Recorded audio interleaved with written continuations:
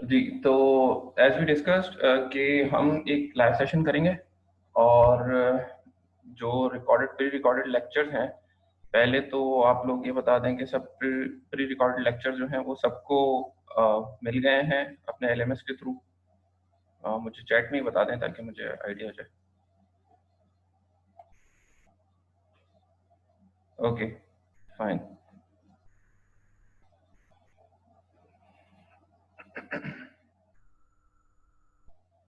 अच्छा, ये नहीं, किसको नहीं मिले हैं? थोड़ा सा इस पे भी डिस्कस कर लेंगे और फिर ओके। बेसिकली मैं एलएमएस की ही बात कर रहा हूँ कि एलएमएस पर मिलने चाहिए आप लोगों को, ताकि आप एलएमएस के थ्रू एक्सेस करें, क्योंकि वहाँ पर प्रॉपर लिंक दिया हुआ है और उसके थ्रू ही आप लोगों ने अपनी जो असाइनमेंट्स हैं, प्रेजेंटेशंस वगैरह अपलोड एलएमएस के ऊपर अपलोड नहीं होंगे। एलएमएस के ऊपर सिर्फ लिंक रखा हो, जिस तरह से मैंने आपको लिंक दिए थे इसी तरह से लिंक वहाँ पर मौजूद है। एलएमएस के ऊपर आपने उस लिंक के ऊपर क्लिक करके यूट्यूब के चैनल के ऊपर ही अल्टीमेटली जाना है। तो यह है कि होपफुली आई थिंक सबको मिल चुके होंगे। वीक्स वाला ऑप्शन नहीं खुल रहा। अच्छा, ये जितने एलएमएस के मसले हैं ये प्लीज आप लोगों को जहाँ से आईटी ने बना के दिए हैं, अपने आपके अकाउंट बना के दिए हैं, उनसे प्लीज कांटेक्ट करें ताकि वो आपको फिर इस चीज़ का ज़रा ज़्यादा बेहतर तरीके से जो है वो आपको बता सकें। अच्छा, हमने जो लाइव सेशन का हमारा मकसद है वो यही है कि जो प्री रिकॉर्डेड लेक्चर्स हैं उनके बाद फिर एक लाइव सेशन कर लें, ताकि अगर किसी को उसमें से कोई क्वेश्चन है या क्यूरी है, या ओवरऑल अगर कोई क्यूरी है, ओवरऑल से मुराद ये कि अभी जिस तरह असाइनमेंट की सबमिशन है उसके हवाले से अगर कोई क्यूरी है तो वो हम उसको एंटरटेन कर देंगे, उसको देख लेंगे इंशाल्लाह ताला क्या करना है।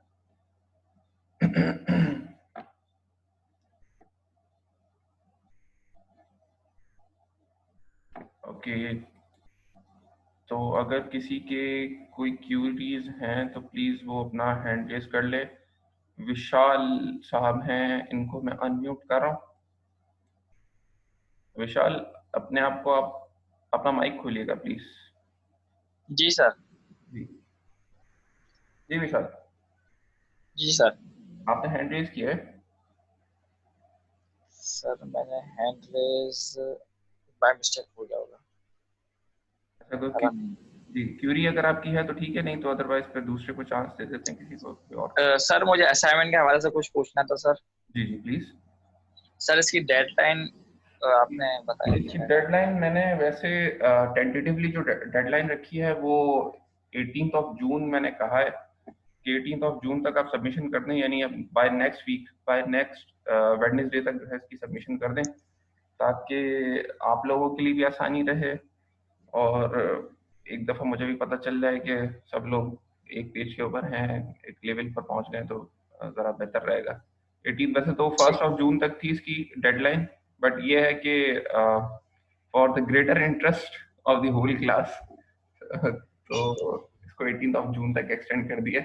बहरहाल, तो आप 18 जून तक सबमिशन कर सकते हैं। अच्छा, ठीक है सर, डन है। एक चीज और भी है कि इसको थ्रू एलएमएस ही आप लोग कीजिएगा, सबमिशन करनी है। इसलिए मैं कह रहा हूँ बार बार कि आप लोगों के जितने मसले मसाइल हैं इसके एलएमएस के, तो प्लीज उसको जरा थोड़ा देख लें, आईटी से या जो जो भी कंसर्न डिपार्टमेंट है उससे पता कर लें कि भाई ये हमारे साथ मसला आ रहा है एलएमएस में। आप लोगों को जो सबमिशन करनी है वो थ्रू एलएमएस ही करनी होगी, क्योंकि रिकॉर्ड जो है वो सारा का सारा एलएमएस के ऊपर ही जाएगा आप लोगों का। अगर मुझे पर्सनल कोई मेल के ऊपर या व्हाट्सएप वगैरह पे अगर कोई करेगा तो उसका कोई फायदा कोई नहीं है। ठीक है, ठीक है सर, डन है। चलिए, thank you, thank you.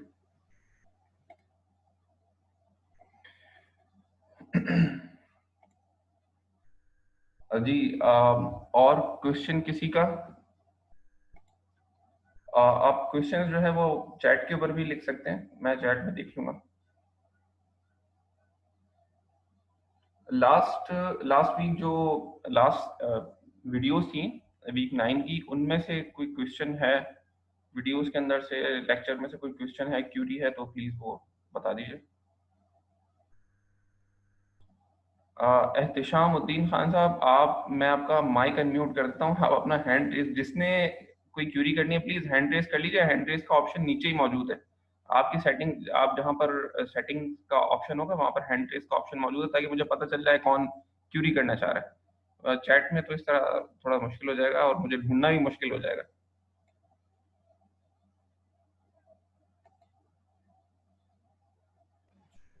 Sir हाँ सर ये रिपोर्ट जो हमें बनानी है असाइनमेंट से रिलेटेड, जी जी।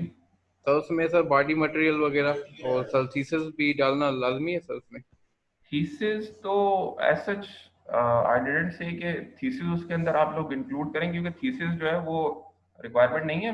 रिपोर्ट मैंने कही थी, रिपोर्ट का मकसद ये है कि आप सर उसमें अपना जो है ना वो कोई इनपुट दे दें। इनपुट से मुराद ये कि आपने फर्ज कर लिया कि 3 रिसर्च पेपर पढ़े, 3 रिसर्च पेपर पढ़ने के बाद किसी पर्टिकुलर टॉपिक से, ऑब्वियसली किसी पर्टिकुलर टॉपिक से रिलेटेड उन 3 रिसर्च पेपर्स को अपने अल्फाज में एक समराइज फॉर्म के अंदर आप उसको डिफाइन कर दें, रिपोर्ट बना के उसकी दे दें, और फिर उस रिपोर्ट से जो है वो आप ड्राइव कर लें कोई प्रेजेंटेशन, मतलब रिपोर्ट में से ही प्रेजेंटेशन बनेगी।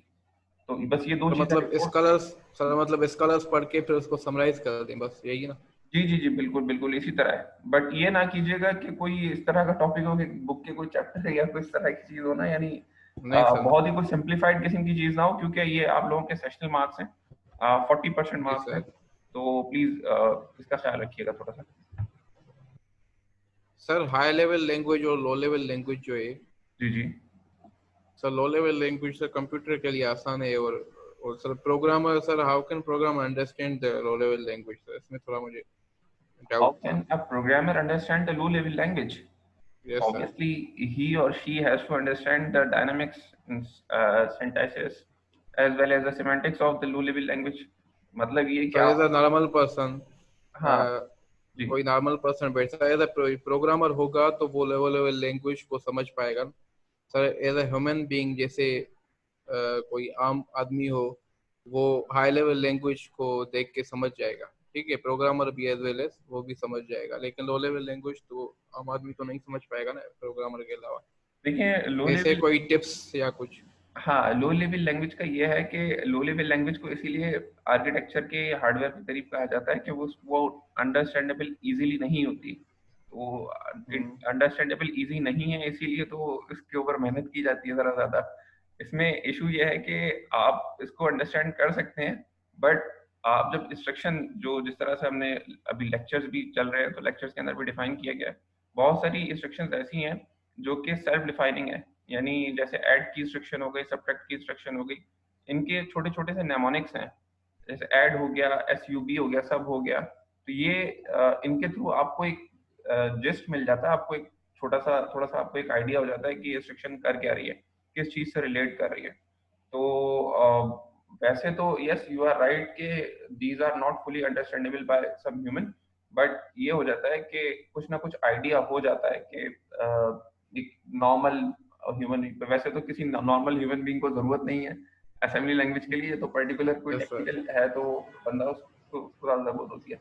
और इसीलिए इस लैंग्वेज को समझने के लिए इंटरलेट किया जाता है हाई लेवल लैंग्वेज से। जैसे C++ है, उसकी एग्जांपल मैंने जी बाद सर, में, जी वो अवेलेबल है। जी, तो मैंने उसको इंटरलेट किया है। वो इंटरलेट जो करते हैं वो इसीलिए इंटरलेट करते हैं ताकि आपका अगर पहले से कोई आइडिया है उस लैंग्वेज के बारे में, हाई लेवल लैंग्वेज का, जैसे फंक्शंस हो गए या क्लासेस, तो खैर नहीं बात करूंगा, लेकिन फंक्शंस हो गए, तो फंक्शंस को हम प्रोसीजर्स, असेंबली के अंदर प्रोसीजर्स होते हैं, C++ के अंदर या जावा के अंदर फंक्शंस होते हैं, तो वो आपस में उसको किस तरह से इंटरलेट किया जा सकता है, या कौन सी ऐसी चीजें जो हम एक ब्लॉक ऑफ कोड बना दें, वो असेंबली में किस तरह लिखा जाता है, और C++ के अंदर आप लोगों ने जो सीखा है वो किस तरह से लिखा जाता है। तो ये चीजें एक दूसरे के साथ इंटर रिलेट करके भी थोड़ी सी समझी जा सकती हैं, अगर कोई समझना चाहे तो। जी सर। सर एक लास्ट क्वेश्चन था। जी सर अगर फॉर एग्जांपल मैं ये दोनों टॉपिक्स उठा रहा हूँ अपनी रिपोर्ट के हवाले से और प्रेजेंटेशन के हवाले से, जी। लो लेवल और हाई लेवल, तो सर इनके प्रोग्राम्स भी देने लाजमी होंगे, इनसे देखिए रिलेटेड प्रोग्राम्स? आप लो लेवल और हाई लेवल लैंग्वेज का सिर्फ डिफरेंस नहीं बता सकते अपनी सेशनल रिपोर्ट के अंदर, ये बहुत ही ओवर सिंप्लीफाइड किस्म की चीज होगी, ये सब लोगों को पता है। जब बुक का जी सर। फर्स्ट चैप्टर होता है ना, तो उसमें उसमें ऑलरेडी ये सारी चीजें गिवन होती हैं कि इन दोनों में डिफरेंस क्या है, और ये बहुत बेसिक लेवल की चीज होती है। तो आई वाज एक्सपेक्टिंग कि थोड़ा सा जो है वो बेसिक ना हो, और बहुत ज़्यादा कोई एडवांस भी ना हो, बट ये कि मॉडरेट एक बीच का दरमियानी रास्ता जो है वो आप लोग चूज कर लें, उसमें से कोई चीज़ इस तरह की निकाल लें कि अच्छा। मतलब ऐसा हो कि लगे कि बाकी कोई कहीं ना कहीं से रिसर्च की है, कुछ थोड़ी बहुत भी की है, लेकिन आपकी अपनी रिसर्च है, आपने कुछ लिखा है। इस तरह ना हो कि what is computer order memory devices और इस तरह का कुछ, मतलब मैं एक्सपेक्ट नहीं कर रहा हूँ, क्योंकि सर ये इंटरमीडिएट हो मतलब। जी थोड़ा सा जो है ना लेवल थोड़ा सा जरा हाई होना चाहिए। मतलब मैं यही कह रहा हूँ कि बहुत एडवांस कोई चीज़ मुझे नहीं चाहिए, बट ये है कि बहुत बेसिक भी कोई चीज़ नहीं नहीं होनी चाहिए।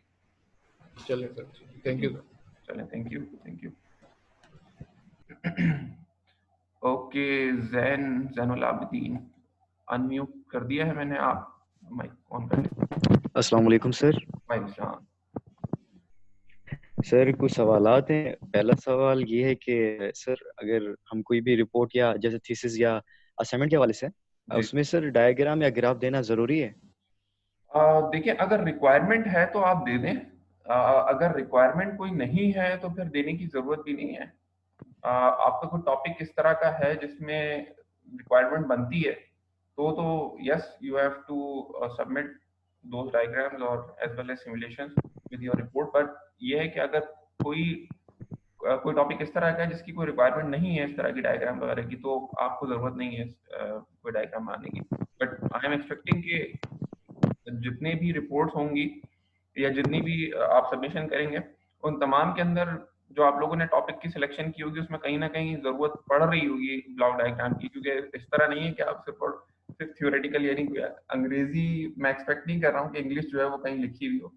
आई डोंट नो आपका टॉपिक क्या है, अगर आप अपना टॉपिक बताएं तो शायद हो सकता है मुझे कुछ आइडिया हो जाए। सर अभी ये सिलेक्शन होगी क्योंकि हम 4 हैं, तो इस हवाले से भी मैं सवाल करता हूँ आपसे। दूसरा ये सवाल है कि सर क्या जो हम आपको भेजेंगे थ्रू एलएमएस उसमें सर असाइनमेंट में तो सर आपको एक असाइन करेगा असाइनमेंट, क्योंकि उसमें सर आपने कहा कि मैक्सिमम 3 और 4 होने चाहिए, तो उसमें क्या करना चाहिए सर हमें कि उनके रोल नंबर मेंशन कर दें बस?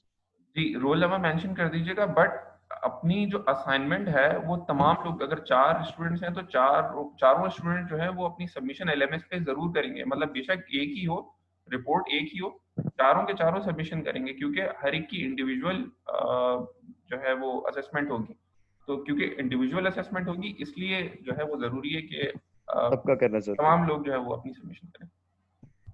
अच्छा सर, सर वहाँ पर अगर देखें, अगर प्रेजेंट एक करा, क्योंकि हमारी क्लास का या अपनी जो हमारा जो एक डेकोरम होगा हमारे 4 या 3 बंदों का, उसमें सर हमने जो होगा वो वर्क डिस्ट्रीब्यूट किया हुआ होगा। जैसे किसी ने मटेरियल कलेक्ट किया और किसी ने असाइनमेंट लिखी है, तो सर अगर सिर्फ एक ही प्रेजेंट करना चाहेगा तो सर अगर ये लिखें वहाँ पर लिखना ये जरूरी है असाइनमेंट में कि फुला ने ये काम किया, फुला ने ये काम किया? और देखिए, आप असाइनमेंट में बेशक ना लिखें, बट एक जो नॉर्मल रिक्वायरमेंट है वो ये है कि हर हर स्टूडेंट को अलग अलग मार्क्स मिल रहे हैं, अलग अलग सेशनल मार्क्स मिल रहे हैं।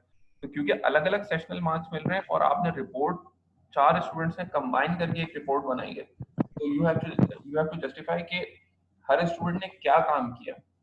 तो मतलब इस तरह नहीं है कि मैं ये भी एक्सपेक्ट नहीं कर रहा कि एक एक स्टूडेंट जो है वो सिर्फ और सिर्फ मटेरियल जमा कर रहा है और एक स्टूडेंट जो है वो सिर्फ और सिर्फ रिसर्च रिपोर्ट बना रहा है। ये तो मतलब एडमिनिस्ट्रेटिव टाइप के काम हो गए ना, क्या एक ने रिसर्च मटेरियल जमा करने के बाद और रिपोर्ट बना ली, बट टेक्निकली इसमें क्या काम किया है, हर हर स्टूडेंट ने अपना अपना क्या पोर्शन, उसके अंदर अपना क्या हिस्सा डाला है।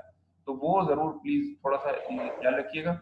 इस तरह ना हो कि किसी एक ने जो है वो तमाम काम कर लिया और उसके बाद जो है वो रिपोर्ट सबमिशन कर दी, बट अल्टीमेटली क्या हुआ कि बाकी सब जितने 3 स्टूडेंट्स थे वो सब के सब जो है वो सिर्फ ये है कि सर हमने तो वही वही बात है जो हमने अगले वाले से सुनी है। तो इस तरह नहीं होना चाहिए, क्योंकि इस तरह फिर वो सेक्शनल मार्क्स देने का भी कोई फायदा कोई नहीं होगा मेरे ख्याल है। मतलब ये है कि हर एक की कुछ ना कुछ कंट्रीब्यूशन जरूर होनी चाहिए उस रिपोर्ट के अंदर या अपने प्रेजेंटेशन के अंदर। तो रिपोर्ट में बेशक मेंशन ना करें, रिपोर्ट के अंदर आप सिर्फ और सिर्फ नाम मेंशन कर दें, उसमें ये मेंशन ना कीजिए कि किसका कौन सा पोर्शन है। बट जब प्रेजेंटेशन हो तो प्रेजेंटेशन के अंदर जरूर बता दीजिएगा कि फलां साहब की ये कंट्रीब्यूशन थी, ताकि एटलीस्ट हाईलाइट हो जाए और फिर उस हिसाब से उसको मार्किंग वगैरह जो भी करनी है वो प्रेजेंटेशन के अंदर ही उसकी मार्किंग हो जाएगी। सर और ये बताइएगा कि रिपोर्ट का एक्चुअली मीनिंग क्या है? क्या कंक्लूजन कहना चाह रहे हैं आप? रिपोर्ट क्या मतलब? देखिए, रिपोर्ट का मतलब जिस तरह मैं इसको, अगर आप इसको असाइनमेंट समझते हैं आप इसको असाइनमेंट समझ लें। मैं थोड़ी सी शायद हो सकता है जरा मुश्किल टर्मिनोलॉजी इस्तेमाल कर ली हो मैंने रिपोर्ट के नाम से, बट नॉर्मली असाइनमेंट जिस तरह आपको दी जाती है क्लास के अंदर that is same type of assignment, but this is some research kind of assignment, यानी आपको थोड़ा सा चीज़ों को और अच्छे तरीके से देख के और अपने तौर पर कुछ सिमुलेशन वगैरह करके और फिर उसकी सबमिशन करनी है।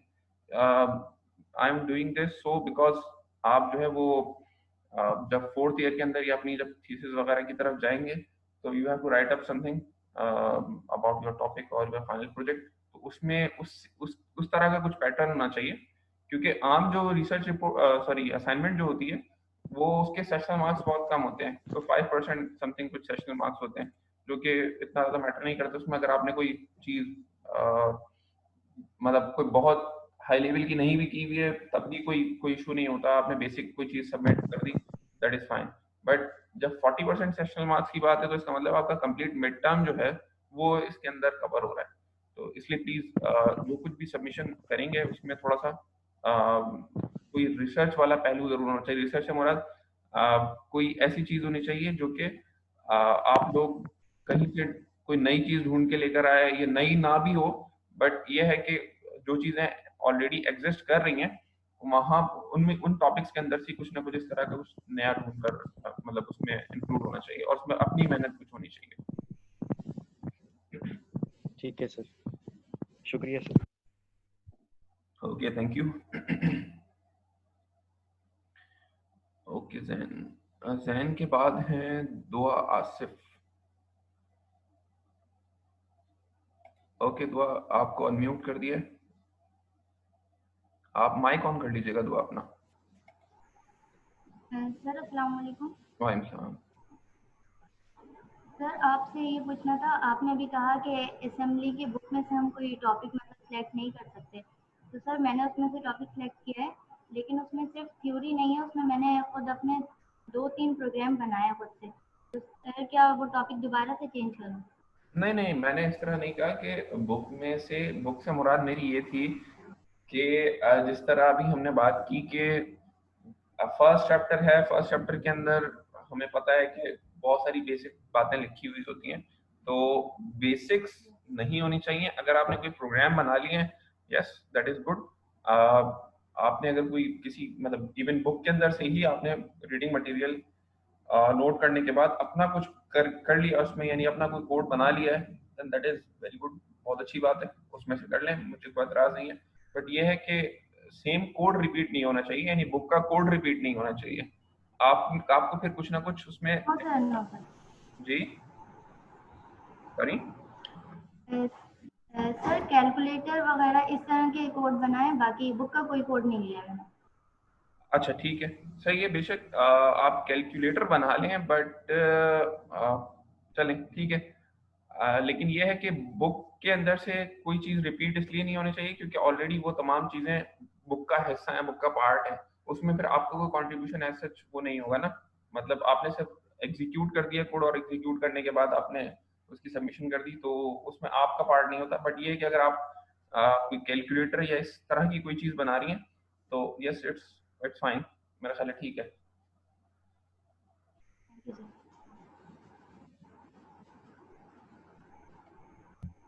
जी, इसके अलावा कोई क्वेश्चन?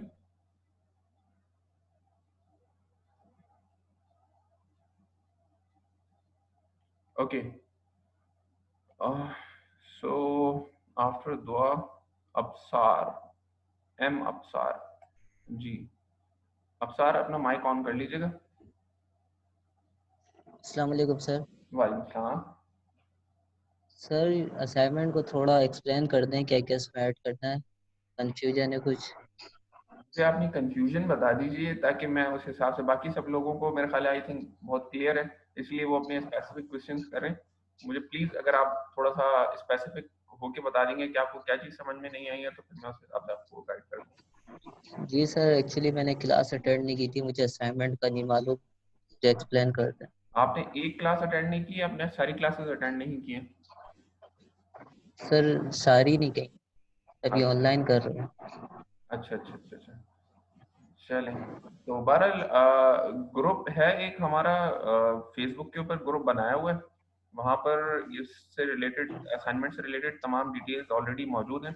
आप थोड़ा सा उसको विजिट करके देख लीजिएगा, वहाँ पर आपको अंडरस्टैंडिंग हो जाएगी। और दूसरा ये कि जो असाइनमेंट है उसमें करना ये है कि आपको एक रिसर्च रिपोर्ट बनानी है। रिसर्च रिपोर्ट में आपको कुछ मटेरियल रिसर्च करके अपनी रिसर्च, कोई भी अपनी मर्जी से कोई भी टॉपिक ले लें, बट टॉपिक कोई बेसिक लेवल का नहीं होना चाहिए। आप अपनी मर्जी से टॉपिक लेके और उसको एक्सप्लोर करें, उसके अंदर क्या क्या नई चीज़ें अवेलेबल हैं, और उससे रिलेटेड उसके ऊपर कुछ काम करें, वर्क करें। सिमुलेशन बेस्ड काम हो सकता है। कुछ डायग्राम्स हो गई, कोड हो गया, वो आप इंक्लूड कर दें अपनी रिपोर्ट के अंदर और उसको सबमिट कर दें थ्रू LMS। और ये करना है आपने, और उसकी फिर प्रेजेंटेशन होगी। एक ग्रुप है, एक ग्रुप के अंदर जो है वो मतलब ग्रुप के अंदर आप सबमिट कर सकते हैं, ग्रुप के अंदर 3 से 4 स्टूडेंट्स मैक्सिमम हो सकते हैं। तो ये है कि इस तरह से सबमिशन करनी है, और फिर लास्ट में जब क्लासेस एंड हो रही होंगी तो 1 या 2 वीक तक जो है वो प्रेजेंटेशन हम कर लेंगे, जिसमें तमाम चीज़ें आप लोगों ने डिफाइन करनी होंगी, क्योंकि 40% सेशनल मार्क्स हैं।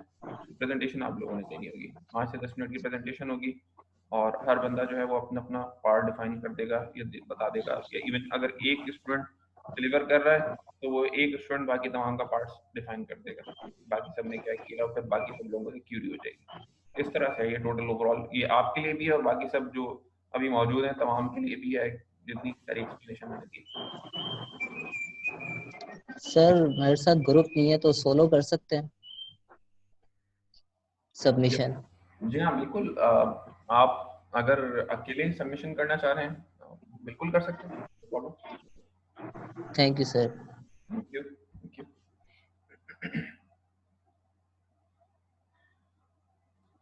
ओके देन फर्रुख, फर्रुख आपको कर दिया मैंने अनम्यूट, आप अपना माइक ऑन कर लीजिएगा। सर अस्सलाम वालेकुम। वालेकुम सलाम। सर आपने 10 मिनट बाद माइक अनम्यूट किया है सर, मैं सवाल ही भूल गया अपना। अच्छा देखिए, जिस तरह आपको 10 मिनट बाद मौका मिला है, इस तरह बाकी सब लोग भी तो कर रहे हैं ना क्वेश्चन। आपने अपना सर मेरी तो गलती नहीं है ना। चलें, आप चैट के मैंने अंदर सर याद आएगा तो फिर पूछूंगा। अच्छा याद आएगा तो पूछेंगे, चलें ठीक है, कोई मसला नहीं, no problem. Thank you sir.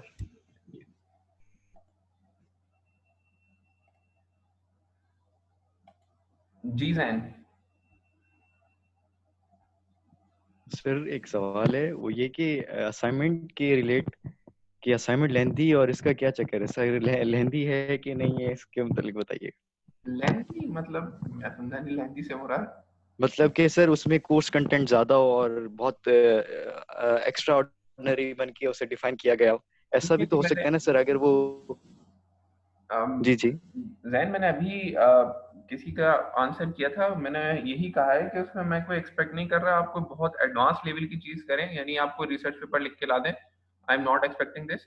मैं सिर्फ ये एक्सपेक्ट कर रहा हूँ कि आपने अपना कोई ना कोई इनपुट उसके अंदर, उस रिपोर्ट के अंदर डाला हो। अगर 4 स्टूडेंट्स हैं, चारों ने अपना बहुत बेशक माइन्यूट से अपना इनपुट डाला उसके अंदर, लेकिन अपना कोई इनपुट होना चाहिए, अपनी असेसमेंट होनी चाहिए, वो आप लोगों ने जरूर की हो। मतलब एक टॉपिक पढ़ा आपने, टॉपिक पढ़ने के बाद अपने कमेंट्स आपने उसको क्या समझा, किस तरह से समझा, और समझने के बाद कुछ अपनी ट्विकिंग उसके अंदर क्या की, बहुत छोटी सी बेशक की। जिस तरह अभी दुआ ने अभी बताया था कि उन्होंने कुछ कोई कैलकुलेटर टाइप का कोई कोड बना लिया, तो अगर अपनी कोई ट्विकिंग कर ली है या अपना कोई कोड बना लिया है, जनरेट कर लिया है, तो दैट इज जबरदस्त, मतलब वो सबसे अच्छी बात है। But I am not expecting कि आप कोई बहुत डेंस किस्म का जो है वो कोई मुझे दे दें, रिपोर्ट बना के दे दें। मैं उस तरह की चीज एक्सपेक्ट नहीं कर रहा। आप बेशक थोड़ा काम करें, लेकिन अपना इनपुट के साथ, अपने इनपुट के साथ कोई काम करें। सर सवाल ये था कि क्या असाइनमेंट लेंथी और या शॉर्ट हो या कुछ इस तरह के, बहुत अच्छे से प्रीव्यू से डिफाइन किया। आप ये पूछना चाह रहे हैं कि कितने नंबर ऑफ पेजेस होने चाहिए, कितने वर्ड्स होने चाहिए? Yes yes sir. अच्छा, वर्ड्स की तो कोई कैद नहीं है। मेरे ख्याल है मैंने शायद पोस्ट में लिखा है कुछ वर्ड्स का 1000 या 500 समथिंग, मुझे याद नहीं है कितने वर्ड्स हैं। बट आप चलिए, मैं आपकी अपनी मर्जी के ऊपर छोड़ रहा हूँ, आप जितने पेजेस की बनाना चाहें आप अपनी मर्जी से बना लीजिए, मुझे उसके ऊपर कोई एतराज नहीं है। बट मैंने जिस तरह कहा कि अगर आपने एक पेज की भी समराइज करके या 2 पेज की समराइज करके 3 स्टूडेंट की बात कर रहा हूँ मैं, तो अगर 4 है तो आई एम एक्सपेक्टिंग कि कम से कम 8 पेजेस जरूर होने चाहिए। तो अगर किसी स्टूडेंट ने 2 पेजेस के अंदर अपना जो काम था उसको डिफाइन कर दिया है तो दैट इज वेरी गुड, मुझे फिर कोई मसला नहीं है। बेशक उसने एक पैराग्राफ के अंदर, 3 पैराग्राफ के अंदर, 2 पैराग्राफ के अंदर जो कुछ कर सकता था, जो अपना इनपुट दे सकता था वो दे दिया है, देन इट इज गुड, मतलब वहां भी वहां तक। लेकिन अगर वो जस्टिफाई नहीं कर पा रहा है अपने काम को तो फिर मसला हो जाएगा। जिस तरह मैं दोबारा एग्जांपल कोट करूंगा कैलकुलेटर वाली, कि अगर कैलकुलेटर के अंदर कोड जो है वो 1 पेज या 2 पेज के ऊपर आ रहा है और बाकी कोई थ्योरेटिकल कोई चीज मौजूद नहीं है, देन इट इज एक्सेप्टेबल, क्योंकि आप उसको डिफाइन कर पा रहे हैं। अगर कोड को डिफाइन कर दिया आपने तो जबरदस्त है, फिर तो अच्छी बात है, फिर तो किसी और चीज की जरूरत नहीं है। आपने सिर्फ उसका ऑब्जेक्टिव बता देना है कि फलां पर्पस के लिए ये इस्तेमाल, कैलकुलेटर फलां पर्पस के लिए इस्तेमाल हो रहा है, और फिर कैलकुलेटर का जो कोड था, जो आपने लिखा है कोड, वो कोड आपने डिफाइन कर दिया कि ये मॉड्यूल ये कर रहा है या ये प्रोसीजर ये कर रहा है, तो दैट इज एक्सेप्टेबल। उसमें कोई बहुत लेंदी करने की कोई जरूरत नहीं है। ठीक है sir, thank you. Thank you.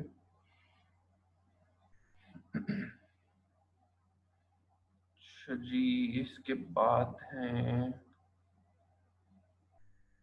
Sir, अगर कोई एक बंदा सबमिट करे तो ये सही है। जी, एक नहीं, आप लोगों ने सबने, जितने स्टूडेंट्स हैं, क्योंकि ग्रुप के अंदर काम कर रहे हैं तो सबमिशन तो तमाम लोगों ने करनी है। बेशक प्रेजेंटेशन या रिपोर्ट जो है वो आप लोग एक बनाएं और सबमिशन सबके सब करेंगे थ्रू LMS। इस तरह नहीं है कि आप लोगों ने चार ने प्रेजेंटेशन बनाई है और किसी एक ने सबमिशन कर दी है, दैट इज नॉट एक्सेप्टेबल। वो इसलिए एक्सेप्टेबल मेरे लिए तो शायद हो सकता है एक्सेप्टेबल हो, बट ये कि इंडिविजुअल के लिए एक्सेप्टेबल, यूनिवर्सिटी के लिए एक्सेप्टेबल नहीं होगा वो, क्योंकि यूनिवर्सिटी के अंदर यूनिवर्सिटी ने आपको LMS प्रोवाइड किया है और LMS के थ्रू हर स्टूडेंट ने इंडिविजुअल रिपोर्ट अपनी सबमिशन करनी है। रिपोर्ट एक ही हो 4 स्टूडेंट्स की और वही रिपोर्ट 4 स्टूडेंट सबमिट कर दें अपने अकाउंट से, तो ठीक है, फिर कोई मसला नहीं है।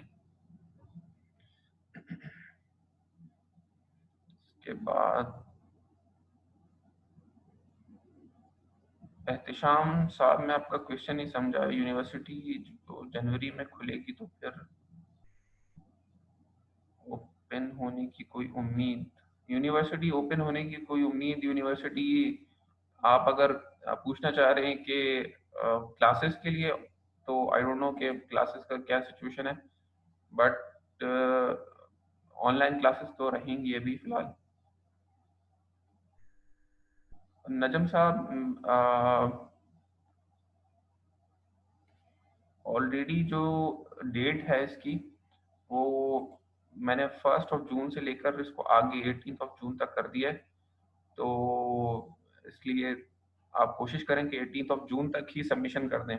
अच्छा, इसके बाद डेट एक्सटेंशन के बाद उनको ऐड कर दें प्लीज। अच्छा, मैं कहाँ ऐड कर दूं? अब्दुल रहीम साहब, मुझे प्लीज ये डिफाइन कर दें कि लड़के क्या कह रहे हैं और कहाँ कहाँ ऐड होने की बात कर रहे हैं।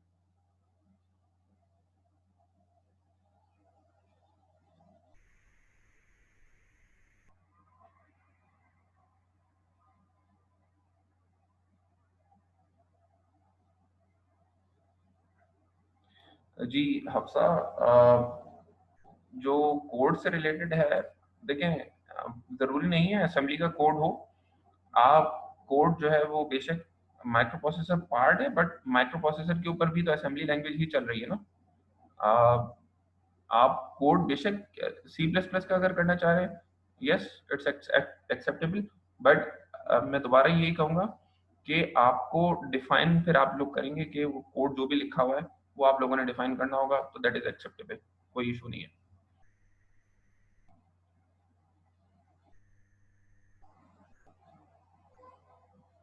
जी, आप लोग 18 जून तक जो है वो इसकी सबमिशन कर दें। एक वीक आगे मुश्किल इसलिए हो जाएगा कि अगर यूनिवर्सिटी ने कहा कि भाई लास्ट डेट जो है वो असाइनमेंट की सबमिशन की आ गई है, तो फिर मैं कुछ नहीं कर सकूंगा। इसलिए 18 जून तक प्लीज अपना जो भी काम है वो कंप्लीट करके रखिएगा।